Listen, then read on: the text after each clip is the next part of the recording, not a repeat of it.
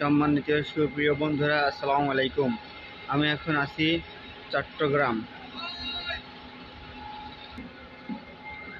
এই যে আমাদের এইটা শিপ, আর এই যে দেখতে পাচ্ছেন মার্শি শিপ বা বিদেশি জাহাজ। এই জাহাজটা দেশ থেকে বিদেশে যায়, আর আমরা এই জাহাজ থেকে মালামাল নিয়ে আমরা দেশের অভ্যন্তরে যাতায়াত করি।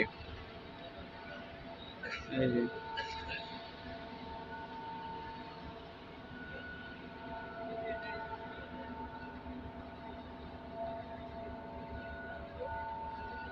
এই আমাদের মতো আরেকটি শিপ আছে এখানে, মালামাল নেবে, নিয়ে আমাদের মতো দেশের বিভিন্ন প্রান্তে চলে যাবে।